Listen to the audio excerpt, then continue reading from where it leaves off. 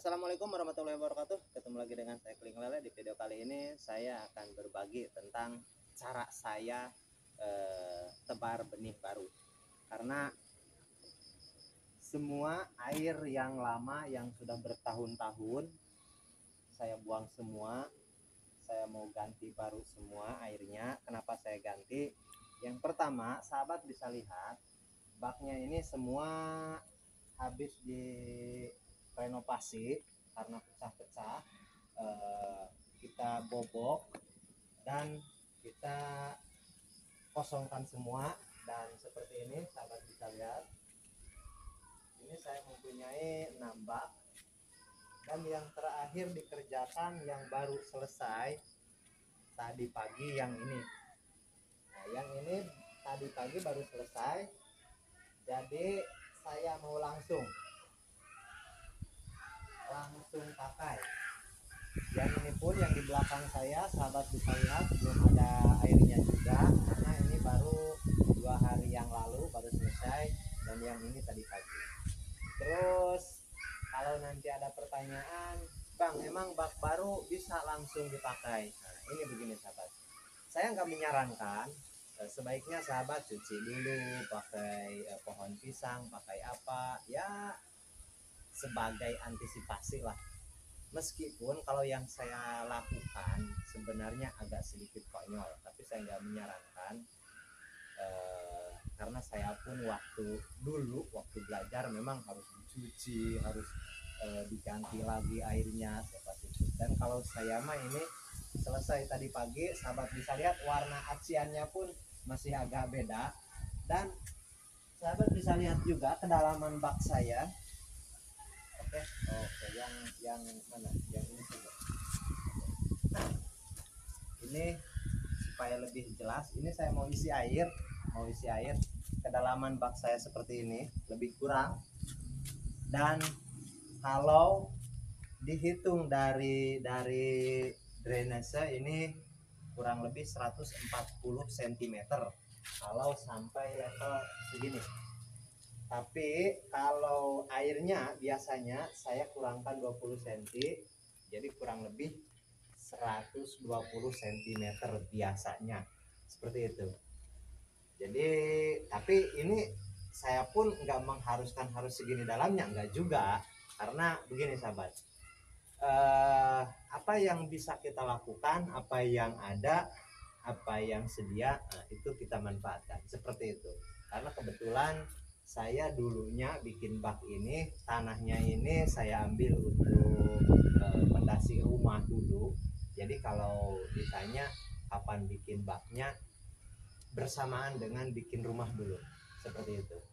Tanahnya saya angkat, dan kebetulan ini dalam, bisa bikin dalam, dan saya buat seperti ini. Meskipun dulunya ini ada masa pertama dulu saya pakai terpal, terus saya pakai HDPE juga, terus saya pakai spanduk juga, dan terakhir saya pakai bak beton ini, konkrit. Dan mungkin bak beton ini lebih dari 10 tahun, bahkan lebih dari 10 tahun, makanya sudah ada yang retak-retak, yang pecah-pecah, jadi kita renovasi seperti itu. Dan seperti apa cara saya untuk tebar benih ikan baru, dan ikuti terus. Oke, kita lanjut.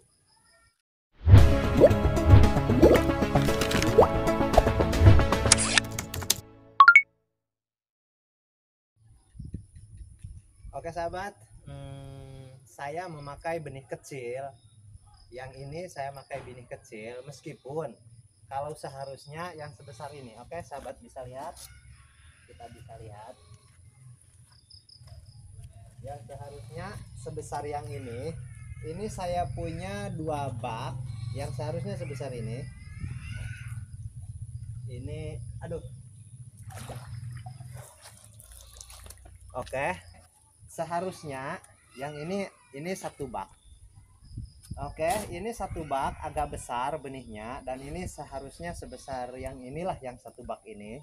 Nah sahabat bisa lihat, ini sebesar jari, hampir sebesar jari kelingking saya. Dan ini kalau size dia kisaran 89 kebanyakannya, antara 89 cm lah seperti itu. Dan ini yang sesuai seharusnya. Dan saya tahun ini kebetulan ini kan musim kemarau, jadi saya agak susah untuk mendapatkan benih yang besar. Karena begini, saya benih keseluruhan saya ambil daripada mitra-mitra kita lah, mitra-mitra kita, binaan kita, jadi kita ambil. Kebetulan karena yang besarnya hanya sedikit, sementara rencananya kan ini ada 6 bak. 6 bak ini saya mau isi 30.000, jadi satu baknya cuma 5.000 saja. Terus dan kebetulan juga ada yang latihan juga sahabat, yang latihan budidaya di sini menggunakan bak saya. Oke. Karena yang besar enggak ada, mau tidak mau saya ambil yang kecil. Dan yang kecil yang ukuran berapa yang saya mau tebar? Oke, sahabat bisa lihat. Tapi ini sebenarnya saya nggak menyarankan sahabat, karena terlalu berisiko. Terlalu berisiko.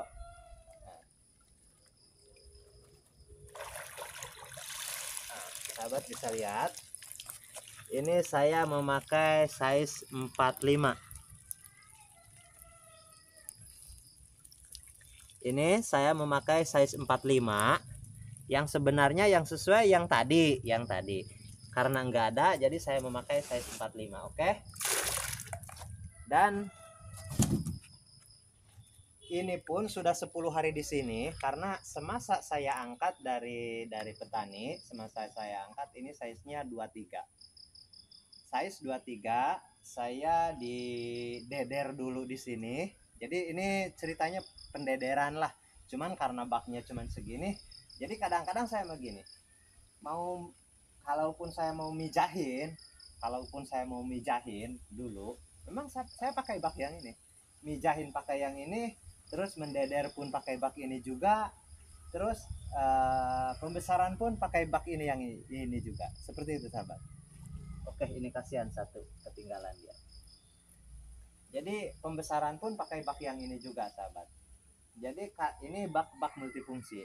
Dan kalaupun nanti ada pertanyaan, terus ini benih kan pendederan, masa benih ukuran 23 saya kasih air sampai 1 meter, dan nyatanya seperti ini. Selama 10 hari saya simpan di sini dan ketinggian air 1 meter. Ini 1 meter sahabat. Karena sahabat tadi udah lihat keseluruhan bak saya itu rata-rata 1 meter 40 cm. Dan kalau full kayak ini kan ada bekas air nih. Kalau segini, ini kurang lebih 1 meter 25 atau 1 meter 20 seperti itu. Karena ketinggian keseluruhannya 1 meter 40, hampir 1 meter setengah. Karena ini pun saya tujuannya untuk multifungsi, karena dulu saya pernah pakai nila, pakai ikan mas seperti itu, pernah juga. Jadi kesimpulannya, untuk pembenihan, untuk pendederan saya menggunakan bak yang sama. Dan kalaupun nanti ada pertanyaan, bang, kan itu air harus ikut size ikan, kalau ikannya masih kecil harus 20 cm dulu, 30 cm dulu. Dan saya enggak memakai metode itu, karena itu sudah lewat dulu, saya begitu dulu. Tapi kalau sekarang benih ukuran 23, 45, mau ukuran berapapun saya kasih 1 meter seperti itu. Oke, nanti kita cek, karena kebetulan ada beberapa sahabat kita yang baru mulai, dia mengkhawatirkan soal sumber air. Jadi kebetulan saya pun nanti mau cek juga sumber airnya dari mana, ada kandungan zat padat terlarutnya berapa, TDS-nya berapa, seperti itu. Dan biasanya kalau di tempat saya ini lebih dominan 50-50 antara zat besi dengan zat kapur, seperti itu. Terus selain daripada nanti saya cek juga TDS airnya. Dan begini sahabat, nanti saya kan ceritanya ini tebar baru lah, seperti memang saya mau kasih tahu, karena selama ini biasa saya upload air yang sudah merah, air yang sudah bertahun-tahun. Jadi saya buktikan, untuk mengetahui fase perubahan air, saya nolkan dulu. Jadi saya mau ganti air baru, dan nanti di situ kita bisa melihat perkembangannya fase demi fase. Pada usia berapa minggu air itu akan berubah menjadi hijau dan sampai menjadi coklat dan akhirnya menjadi merah. Jadi ikuti terus, kemungkinan 1 minggu sekali saya akan update perkembangannya dalam 1 minggu, airnya seperti apa, perkembangan ikannya seperti apa, seperti itu. Jadi nanti saya akan update dalam 1 minggu sekali, dan kemungkinan minggu depan saya update lagi, dan minggu depannya, dan seterusnya. Bisa jadi nanti saya bikin seperti part 1, part 2, part 3 sampai panen, seperti itu. Jadi ikuti terus. Dan bagaimana saya untuk ini kan sudah sore nih, bisa jadi kita mulai. Bagaimana saya membagi airnya? Oke sahabat, bisa lihat, kita ambil yang ini dulu. Nah, oke sahabat, jadi kebetulan ini kan ikannya sudah 10 hari dari 23, dari ukuran 23, size 23 semasa saya angkat dari mitra saya lah. Disimpan di sini 10 hari, 11 hari yang ke hari inilah 11, tapi hari ini kan nggak dikasih makan karena hari ini kita mau pindah. Jadi 10 hari sudah mencapai angka 45 size-nya. Terus karena ini airnya pun sudah bagus, saya kira udah bagus lah, udah 10 hari ini airnya sudah berubah menjadi hijau. Terus saya mau bagi air yang ini, dan sisanya nanti saya penuhkan sama sumber air yang baru. Jadi sahabat bisa lihat bagaimana cara saya membagi air untuk membagikan air dalam level yang sama. Setelah itu sisanya kita pakai pump, pakai dam. Oke, seperti apa? Oke, saya mau buang kotorannya dulu karena ini pasti ada kotorannya.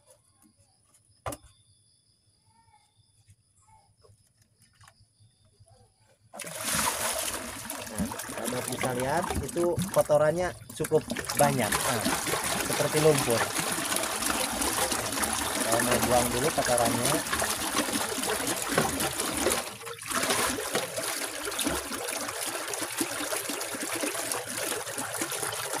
Dan oke, cukup buang kotoran. Kita tutup lagi peralon yang untuk pembuangan. Aduh. Oke, kita buka. Ini pembuangan yang ini sahabat, kita bagi. Jadi secara otomatis nanti air, sahabat bisa lihat air masuk dari sana. Secara otomatis nanti dia akan berpindah separuh sampai sama rata lah, sama level. Oke, kita lihat yang sini lagi.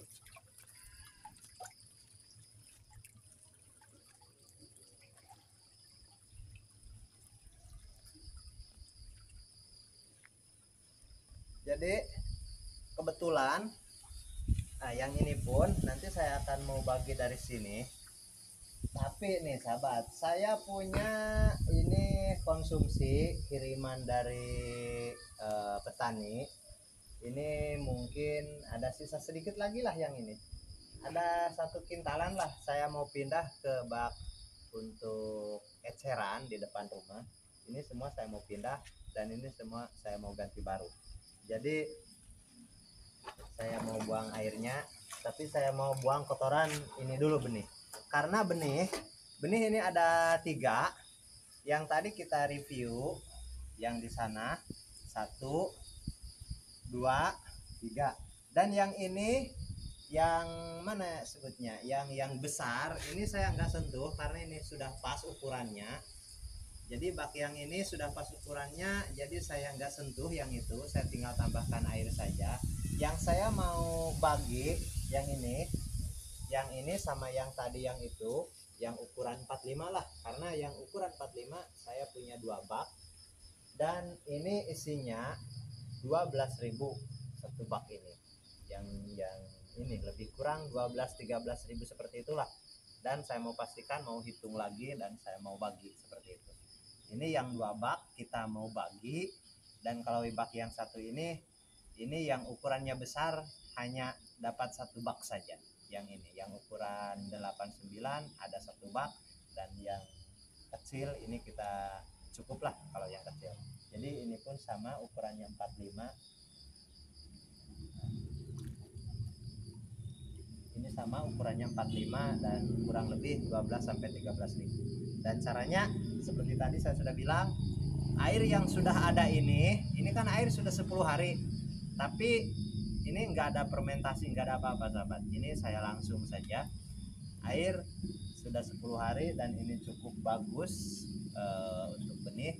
Karena ini sayang kalau saya buang, jadi saya mau bagi semua air ini, sisanya saya penuhkan dari sumur bor seperti itu. Tapi saya mau pindahkan ini dulu sahabat. Yang ini yang daging yang konsumsi kisaran 1 kintalan lah, lebih sedikit saya pikir, mungkin lebih sedikit tidak apa-apa. Kita mau pindah ke depan, ke tempat yaitu kalau saya panggil untuk eceran, untuk ngecer seperti itu, karena ini sedikit juga tanggung. Oke, saya mau buang kotoran benih dulu seperti tadi. Sahabat bisa lihat kotorannya sangat hitam, dan saya pikir cukup.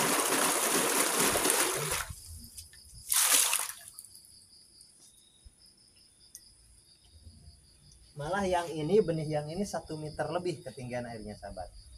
Jadi dan ini sebagai membagi juga untuk kemudahan. Begini sahabat, kenapa banyak daripada sahabat saya yang dekat lah, yang langsung saya bina secara offline, langsung saya ke rumahnya. Cara desain baknya pun hampir sama, mirip dengan saya. Dalam 4 bak saya buat 1 outlet seperti ini. Untuk 4 pembuangan dibikin 1 outlet. Yang pertama, memudahkan kita mengontrol untuk pembuangan kotoran. Yang kedua, kita bisa memindah-mindah air, karena kan biasanya saya airnya nggak diganti tuh, dipindah-pindah terus, pindah. Kalau panen 1 pindah seperti itu, memakai dap. Yang kedua, untuk memudahkan memindahkan air, 50% air itu nggak pakai setrum, nggak pakai mesin. Jadi setelah 50% sudah sesudah rata lah, sudah levelnya rata, baru kita pakai mesin seperti itu. Dan yang ketiga, untuk mengalihkan fungsi, kalaupun nih sahabat mau memakai sistem ras, dengan cara ini bisa. Jadi kita bisa ambil dari pembuangan, kita filter, kita olah, dan kita masuk lagi. Karena ini dulu saya pernah memakai sistem ras, dan nanti saya mau coba lagi. Untuk sistem bioblok, untuk sistem apapun itu lebih multifungsi. Kalau desainnya seperti ini saya sudah coba, saya sudah buktikan dan multifungsi. Dan kebetulan sekarang kan saya ada channel YouTube nih. Jadi apapun yang saya lakukan berarti saya harus publikasikanlah supaya lebih fair lagi. Jadi kedepannya nanti pakai yang segini itu mungkin saya separuh mau untuk bioblok dan separuh untuk yang sistem biasa, dan kemungkinan saya mau bikin sistem ras juga untuk membuktikan bahwa semua sistem pun itu bagus. Tergantung di mana daerah kita yang sesuai untuk sistem apa, tinggal kita mengikuti cara-cara yang SOP-nya lah. Sistem ras seperti ini, bioblok seperti ini, seperti itu, radiator sistem seperti ini. Jadi keseluruhan semuanya oke, seperti itu. Oke, kita mulai. Jadi saya mau buang ini dulu, mau pindahkan, mau buang airnya, dan kita pindahkan ke depan sambil menunggu bak yang pertama airnya kering. Jadi sambil kita menunggu sahabat, kita cek dulu TDS airnya, karena ada beberapa daripada sahabat kita yang khawatir soal zat besi, soal zat kapur.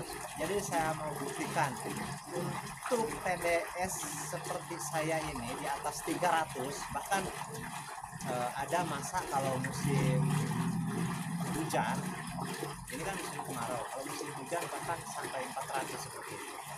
Oke, kita lihat berapa TDS-nya untuk bahan baku punya saya ini untuk budidaya seperti apa. Oke, kita lanjut. Oke sahabat, jadi saya mau menjawab beberapa pertanyaan dari sahabat kita yang mengkhawatirkan soal sumber air. Jadi saya mau buktikan sumber air dari tempat saya, pH-nya berapa, terus TDS-nya berapa. Nah, ini sudah mau maghrib sahabat. Jadi kemungkinan nanti saya bikin 2 part. Setelah maghrib saya mau bikin satu video lagi lanjutan daripada yang ini. Oke, jadi kalau untuk pH sebenarnya yang akurasi itu yang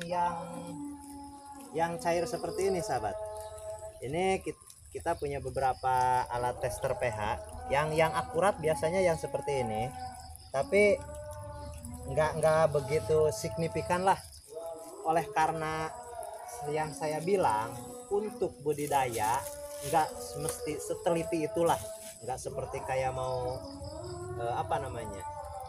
ikan koi, ikan hias lah, akuarium seperti itu. Kalau untuk budidaya lele, nila yang sistem bioblok, yang sistem beras, nah itu masih oke-oke saja. Oke, kita cek dulu TDS-nya ada berapa dan pH-nya ada berapa. Ini sumber air dari sumur bor. Kenapa saya belum masukkan? Karena biasanya karena sumur bor saya ini baru 1 bulan, jadi pasirnya masih suka terbawa sahabat. Nah ini lihat, setengah jam dari pertama dihidupkan pompa biasanya pasirnya masih suka terbawa. Nah ini, jadi biasanya saya biarkan dulu, buang kisaran setengah jam baru saya mau ambil airnya seperti itu. Oke, kita cek TDS nya ada berapa. Sedikit saja. Oke, kita ambil ke gelas airnya, dan karena kalau pH saya sarankan mengetes pH itu nggak bisa langsung sahabat, nggak bisa langsung sekaligus celup langsung diperiksa pH-nya berapa, nggak bisa. pH itu kalau bisa sampai 1 menit direndam ataupun 30-40 detik lah minimal. Jadi oke. Nah ini saya hidupkan pH-nya. Oke, pH meternya saya hidupkan. Oke, sahabat bisa lihat ini belum dimasukkan. Oke, kita masukkan. Yes. Itu untuk pH, dan ini untuk TDS. Untuk TDS kita hidupkan 0. Sahabat bisa lihat 0. Oke, kita masukkan. Yes. Jadi kelihatan gak sahabat? pH-nya berapa, TDS-nya berapa? TDS-nya di angka 387. Ini TDS-nya 387 dan pH 7,7. pH optimal segini itu oke untuk pH, dan untuk TDS ini 387, bahkan kadang-kadang sampai 400 karena saya punya 3 sumber air. Ada satu yang 400, ada yang 390, dan ini 387. Ini paling terendah. Saya punya 3 sumber air, ini paling terendah. Oke. Jadi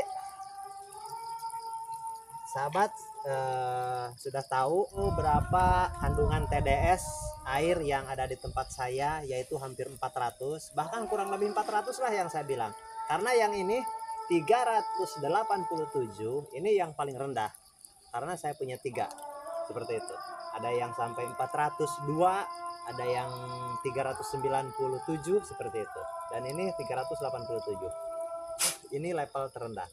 Jadi kesimpulannya untuk air di sini kita bisa menyimpulkan 300 atau 400.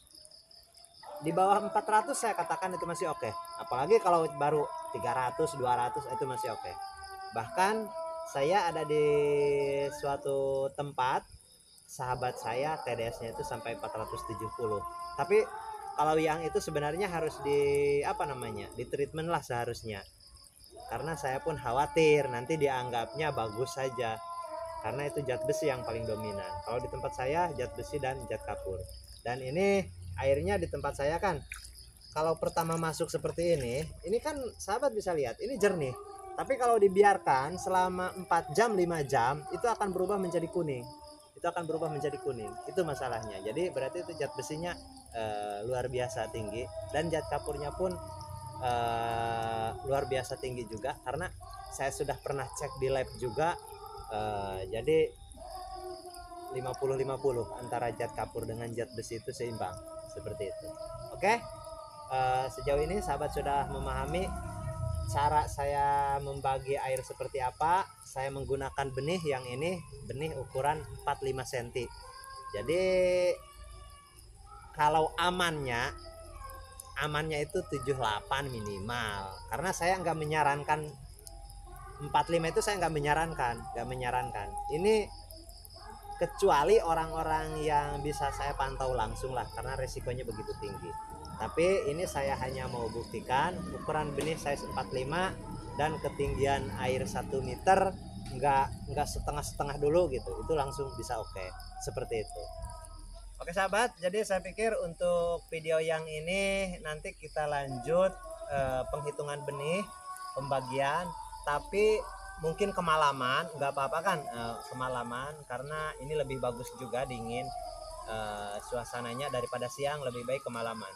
Dan kebetulan juga kayaknya ini langitnya sudah mau mendekati hujan juga, jadi saya mau buru-buru bagi semua lah, mau supaya cepat lah seperti itu. Makanya saya benih kecil pun nggak apa-apa, saya kasih tebar saja seperti itu.